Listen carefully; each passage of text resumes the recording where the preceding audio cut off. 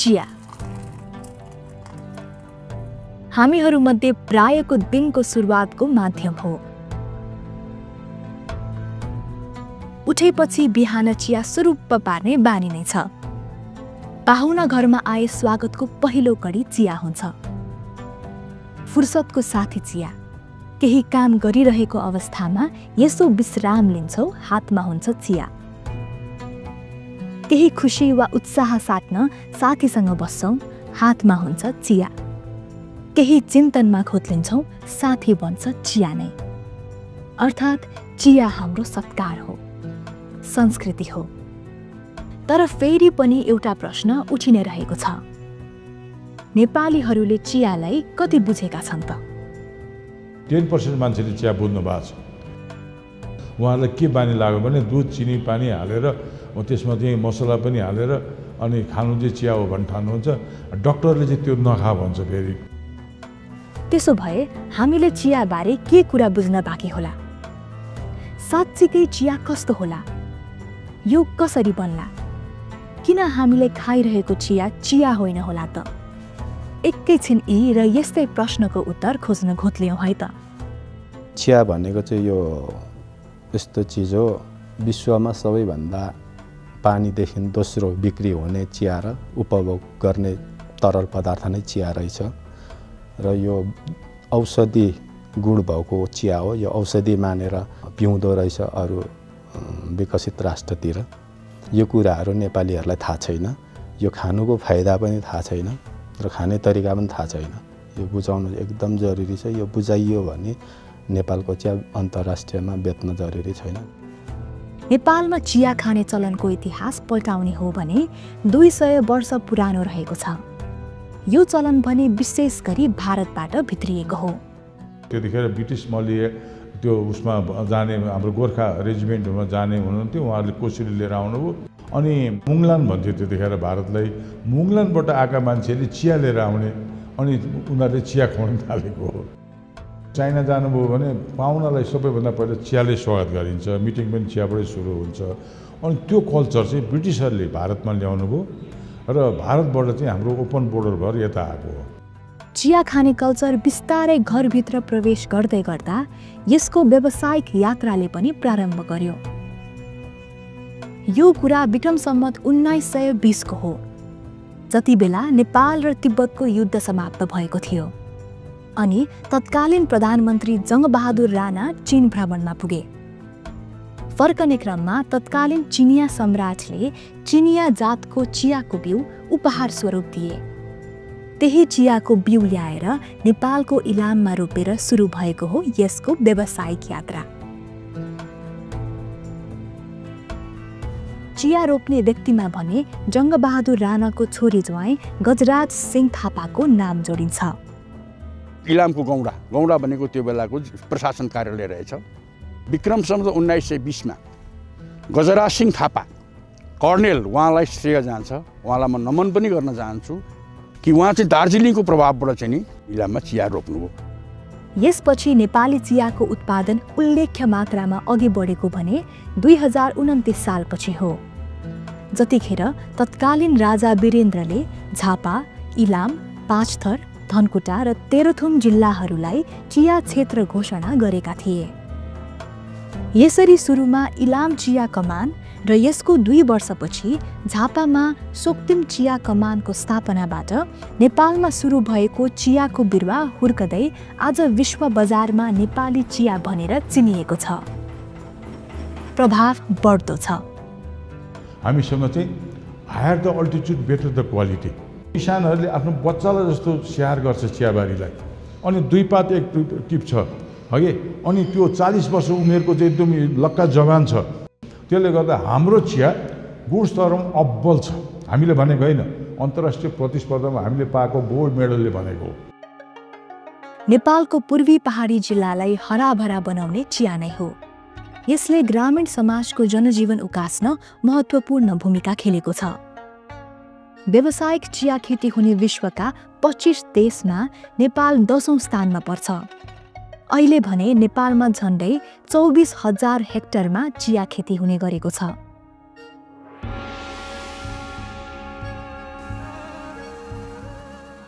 जसबाट वार्षिक 23,745 टन चिया उत्पादन हुने चिया तथा कफी विकास बोर्डले जनाएको छ। जहाँ 17,000 भन्दा बढी किसान आबद्ध छन् भने 60,000 भन्दा बढी श्रमिकलाई यो क्षेत्रले प्रत्यक्ष रोजगारी दिएको छ। वर्षौंदेखि पूर्वी नेपालको विभिन्न क्षेत्रमा दर्जनौं चिया उद्यमीले चियामा आफ्नो सपना घोटिरहेका भेटिन्छन्। चियासँग जोडिएको चाहिँ बाल्यकालदेखि नै हो। मेरो बाजे बाउदेखि नै चिया रोप्दै आएको होइन। अनि त्यति बेलादेखि मलाई चाहिँ रहर थियो चिया बनाउने। अब घरैमा सानो सानो भाँडातिर चियाहरू भुटेर यसो बनाउने प्र्याक्टिसहरू गरियो। अनि म व्यावसायिक रूपमा लागेको चाहिँ लगभग फ्याक्ट्री बनाएर सानो तिनोबाट सुरु गरेर अहिलेसम्म 15 वर्ष जस्तो भयो। त्यसको गहिराइभित्र चाहिँ पसेर त्यसको वास्तविक रूप चाहिँ त्यसको स्वाद वास्तविक टेस्ट निकाल्ने हामीले प्रयास गरिरहेका हुन्छौँ। त्यो कुरा आफूले त महसुस गरिरहेकै हुन्छौँ, तर त्यो कुरा अरूलाई पनि हामीले चाहिँ बताउने कोसिस गरिरहेका हुन्छौँ कि। अनि त्यो ठ्याक्कै चियाकै विषयमा जान्ने विज्ञहरूको तबाट चाहिँ फेरि त्यो कुरा प्रमाणित हुँदा चाहिँ अब त्यो एकदमै धेरै खुसीको कुरा हुन्छ। चियामै काम गर्दा दुःख जति भए पनि खुसी लाग्छ। टेस्टिङ गर्दाखेरि बनाउँदाखेरिको दुःख सबै बिर्सिन्छ। जब त्यो कपमा राम्रो आउँछ चिया खाँदाखेरि राम्रो हुन्छ। सबै चिया बनाउँदाखेरिको मेहनत टिप्दादेखिको बिर्सिन्छ।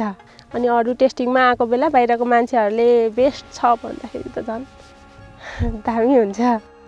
र अहिले अर्ग्यानिक चिया जस्तै अर्थोडक्स चियालाई चाहिँ अहिले विभिन्न तरिकाले चाहिँ स्पेसलिटी चियाहरू बनाउने गरेका छ। गोल्डन टी भयो, त्यसै गरी चाहिँ अर्को व्हाइट टी भयो, गोल्डन निडल्स, व्हाइट निडल्स, विभिन्न चिया चाहिँ स्पेसलिटी चियाहरू बनाएर राष्ट्रिय तथा अन्तर्राष्ट्रिय बजारमा पनि हामीले पठाइरहेको अवस्था छ। अहिले नेपालमा उत्पादन हुने चिया 3 प्रकारको रहेको छ। सीटीसी, अर्थोडक्स र स्पेशालिटी चिया। सीटीसी चियाको उत्पादन र बजार दुवै ठुलो छ, तर सस्तो छ। नेपालमा 1.5 देखि 2 करोड किलोग्राम सीटीसी चिया उत्पादन हुने गरेको छ। यो मुख्य रूपमा तराई क्षेत्रमा बन्छ। यो उत्पादनको 90% भन्दा बढी भारत निकासी हुने गरेको छ। सीटीसीको दाँजोमा अर्थोडक्स चियाको बजार अलिक सानो छ।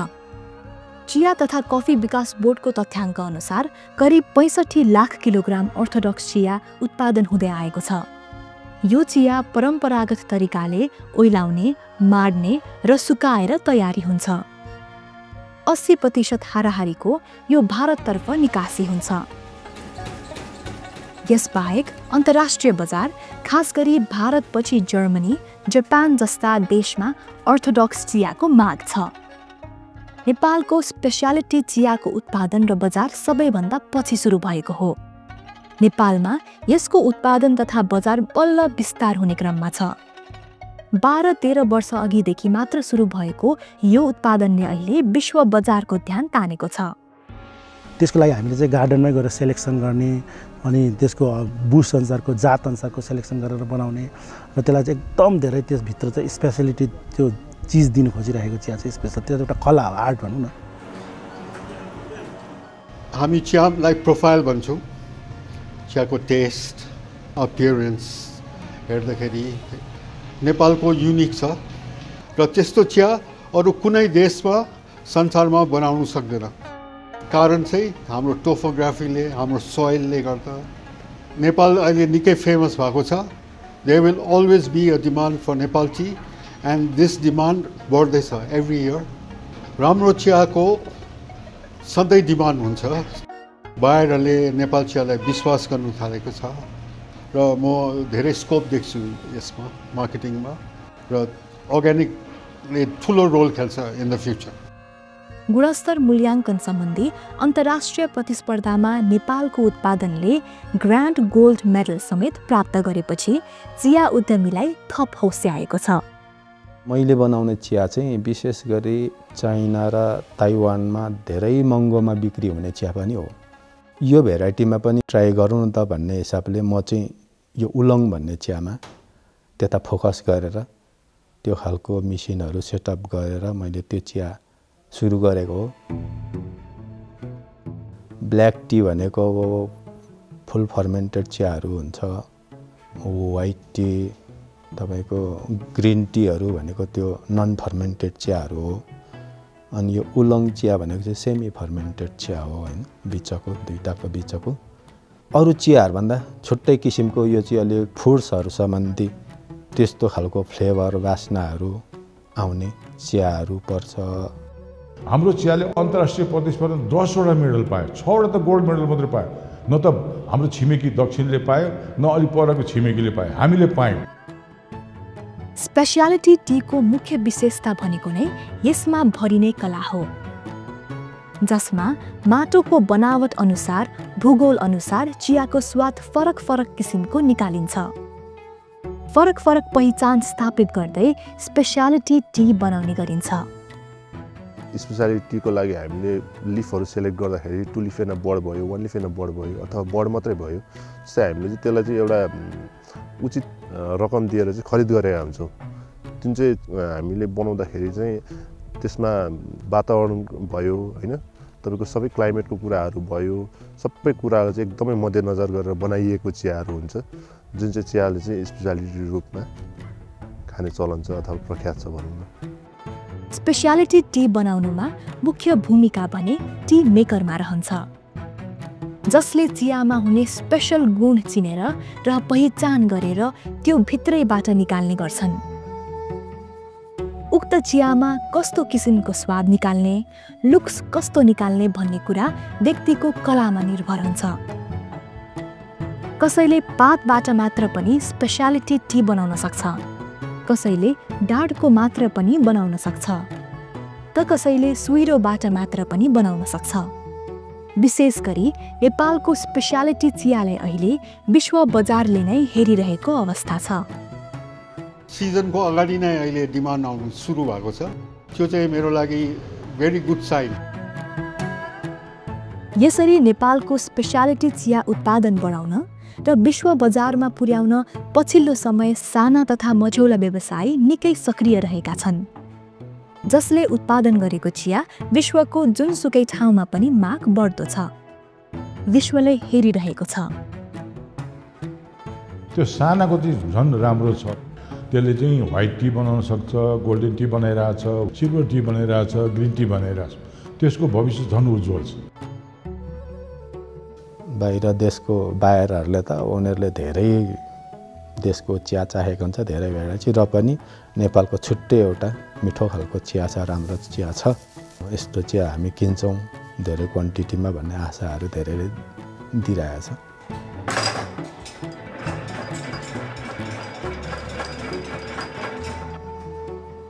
स्पेसियालिटी चिया बनाउने प्रक्रिया अलि भिन्न र विशेष प्रकारको हुन्छ। यसमा प्रक्रिया भन्दा पनि मेहनत बढी आवश्यक पर्छ, जसका कारण यो चियामा गुणस्तर समेत वृद्धि भई मूल्यमा पनि केही फरक भएको पाइन्छ। यसको चियामा औषधीय गुण समेत रहने हुँदा स्वास्थ्यको दृष्टिकोणले समेत यो निकै फाइदाजनक रहेको छ। अब यो चिया पनि धेरै भेराइटीको चिया हुन्छ, त्यो भेराइटी अनुसारको चियामा आफ्नो आफ्नो गुण हुन्छ, आफ्नो शरीरलाई दिने फाइदाहरू बेग्ला बेग्लै हुन्छ। तर त्यो एउटै पत्ताबाट चिया बनाउने मान्छेले धेरै खालको चिया बनाउँछ र त्यो प्रकारै पछि त्यसले आफ्नो आफ्नो फाइदा दिन्छ मानव स्वास्थ्यलाई। त्यो भएकोले गर्दाखेरि चिया चाहिँ औषधि नै भने पनि हुन्छ। यसरी नेपालमा चिया उत्पादनमा बिस्तारै कला मिसाउँदै स्पेसियालिटी चियातिर प्रवेश गर्दैछ। यसलाई विश्व बजारले अर्थपूर्ण रूपमा हेरिरहेको छ। सँगै नेपालमा पनि चिया खाने कल्चरमा केही परिवर्तन देखिन थालेको छ। पहिला सानो ठाउँमा कुचुक्क परेर सस्तो भनेर खाइने चिया अहिले खुल्ला रूपमा मस्तसँग बसेर खान थालिएको छ। सँगै चियाले स्वास्थ्यमा के कस्तो प्रभाव पार्न सक्छ भन्ने बहस समेत हुन थालेको छ। एकातिर स्वास्थ्यप्रति सचेतता बढ्दो, अर्कोतर्फ चिया व्यवसाय ब्रान्ड नै बनेर अघि बढिरहेको अवस्थामा नेपालको स्पेसियालिटी चियाको बजार स्वदेशमा समेत बढ्ने अवस्थालाई पनि त्यत्तिकै इङ्गित गरिरहेको छ। नेपालको चिया क्षेत्रमा युवाको सक्रियता बढ्नुले समेत यस क्षेत्रको विकासमा थप ऊर्जा थपेको छ। किसिम किसिमको चिया हुँदो रहेछ, एउटा भिन्दै खालको स्वाद, मिठो हुन्छ भनेर एउटा अन्डरस्ट्यान्डिङ आयो क्या। र टी मेकर्सहरू नेपालमा धेरै यङ टी मेकर्सहरू छ, उनीहरू धेरै इनोभेटिभ भएको छ हजुर नेपाल चियामा, किसिमको तरिकाको चिया बनाउनु सुरु गरेको छ नेपालमा। त्यसले गर्दा हामी आई थिङ्क दार्जिलिङ भन्दा पनि राम्रो बनाउँदैछौँ। I think young generation has to take the role, the lead in the future. र त हिजोसम्म नेपाली चियालाई विश्व बजारमा चिनाउने लक्ष्य लिएर अघि बढिरहेका यस्ता चिया उद्यमी वा संलग्न व्यक्तिहरूको अहिले अर्को भोग थपिएको छ। आफूले तयार गरेको चिया सबैभन्दा पहिला नेपालीलाई नै चखाउने अनि विश्व बजार पुर्याउने।